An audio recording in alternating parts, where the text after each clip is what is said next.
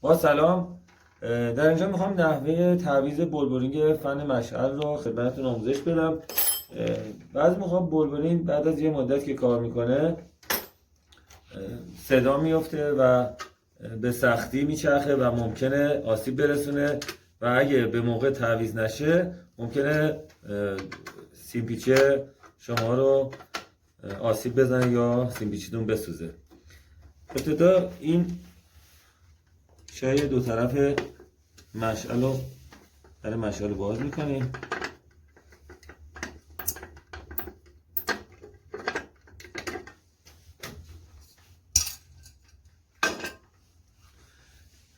بعد با 4 آلن کل مجموعه فن مشعل رو یه خورده شل میکنیم اول.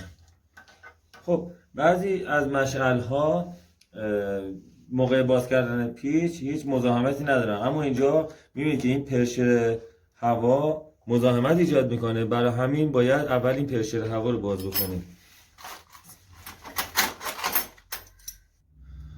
برای باز کردن این 14 این پیچ رو باز میکنیم. خب این باز شد دیگه، اینو باز میکنیم، دوباره این مهره رو باز میکنیم. پرشر هوا باز شد.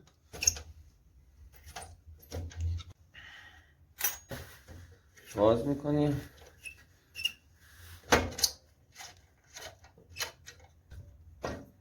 فقط دقت کنیم موقع بیرون آوردن مشعل اون قسمت فن آسیب نبینه، خیلی با احتیاط خارج کنید که فنتون آسیب نبینه.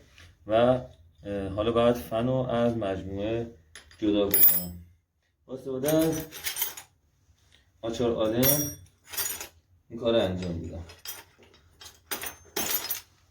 اینجا یه قسمت مخصوص باز کردن این پیچه با استفاده از انبرده است.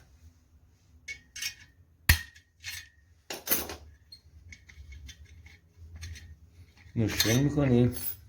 بعد به آرامی اگه دید بیرون نمیاد یه خورده روغن چیزی بریزید که بیرون بیاد. حالا باید تمام این پیچ هایی که اینجا میبینید که مجموعه موتور در موتور نگردشه، در فن نگردشه، اینا رو باید جدا بکنم.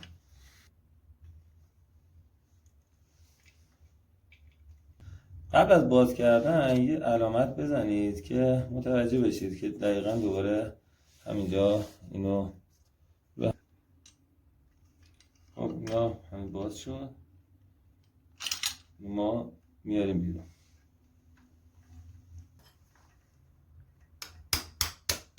خب اینجا این قسمت روتور ماست. یه بولبرینگ این سمت داره، یه بولبرینگ هم این ور داره. ببینید صدا رو نگاه کنید، افتضاحه دیگه، این باید تعویض بشه. همینطور این ور. اینم موقعی که دارم میچرخونم با دست، موقعی که میچرخونید صدای احساس لرزش زیر دستتون میکنید، بنابراین هر دو بولبرینگ باید تعویض بشن. با استفاده از ابزار پولیکش اینو قرار میدیم. البته بعد از پولیکش سایز پایینتر استفاده کنم، اما خب همینم برای من کار انجام میده. و با استفاده از یک آچار بعد از اینکه در آوردیم با استفاده از سنباده خورده این دورش رو سنباده میزنیم که بولبرینگ اون راحت جا بده و این خودش ضخامت ایجاد میکنه. اون بولبرینگ ما که نو هست نمیذاره خوب جا بره. بولبرینگ رو یه خورده هم اینجا رو سعی کنید چرب کنید با روغن، بعد بولبرینگ رو جا میزنه. حواستون باشه موقع ضربه زدن به هیچ عنوان به لبه های بولبرینگ ضربه وارد نکنید و اگه نمیتونید مثلا از یک ورق چیزی استفاده کنید روش بذارید بعد ضربه بزنید.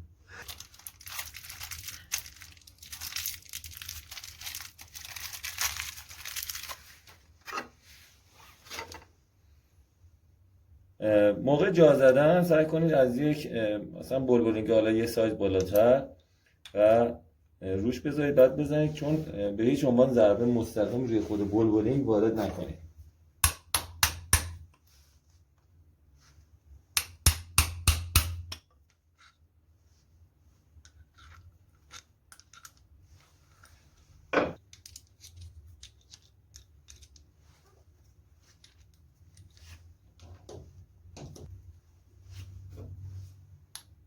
اینا بلبلینگ های معیوبیه که از قبل داشتم.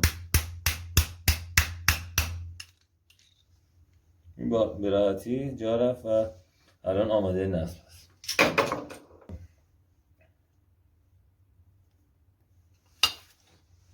خب ابتدا میایم اینجا این قسمت انتهای روتور رو وارد میکنیم.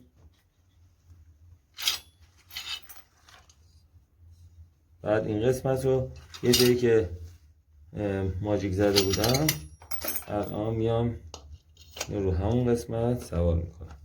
فقط حواستون باشه این قسمت واشر که اینجا هست از جاش بیرون نیاد. حتی اگه یه ذره گریس هم داشته باشید بزنید. سعی کنید موقع بستن پیچ‌ها به صورت ضربدری با هم دیگه اینا رو صفر بکنید.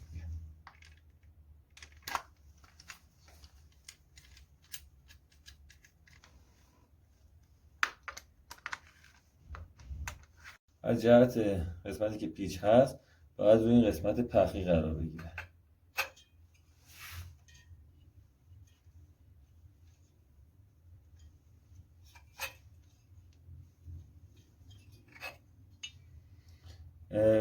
جلو عقبیشو اول نصب میکنیم روی مشعل، بعد اونجا تنظیم میکنیم.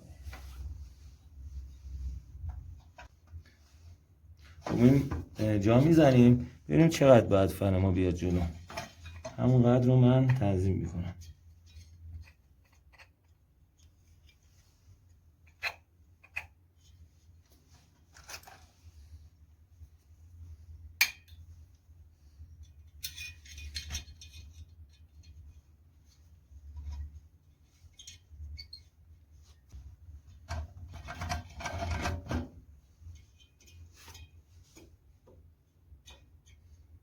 اگه دیدید بسط نیست یا این بدن امکان برخورد داره یه خورده دیگه میکشیم باید.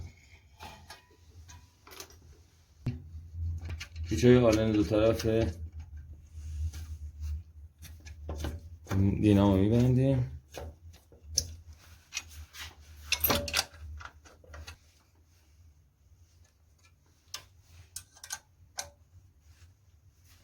در این مرحله دوباره پرشر هوا رو متصل میکنه.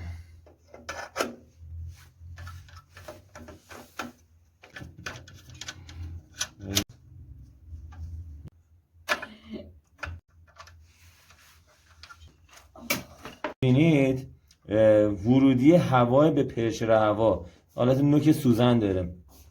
هوایی که از روی این دمیده میشه میره از این طریق وارد پرشر میشه و اون قسمت یه حالت دیافراگمی داره که به عقب میره و کلید وصل میشه و کلید رو وصل میکنه. در واقع پایه 57 به پرشر هوا وصله که بعضی میان به غلط این پایه 57 رو به هم دیگه متصل میکنن موقعی که فن ضعیف شده یا اینکه بلبلینگا نمیذاره که فن به سرعت خودش بچرخه یا ورودی هوا از زیر دمپر ورودی هوا بسته است. در این موارد 100% مشعل میاد ریست میکنه چون پایه 57 هم وصل نیست. حالا بعضی از موجیا به غلط میان 57 رو هم وصل میکنن که خیلی کار غلطیه. حتما باید اینو در روی فن تنظیم کنید و محکم کنید. یه امتحان میکنیم ببینیم که فنمون به چه صورت روونه یا نه. بعد اقدام به بستن پیچ‌های مشعل. ترموستات رو وصل میکنیم ببینیم فن مشعل به چه صورت میچرخه. بعد دوباره سریع خاموش میکنیم. خب کارکردش عادیه، صدا هم دیگه نمیده. خاموش میکنیم بعد دوباره در رو میبندیم و مشعل روشن میکنیم. خب مشعل روشن شد و کار ما در اینجا به پایان رسید. انشاءالله در کلیپ های بعدی دوباره آموزش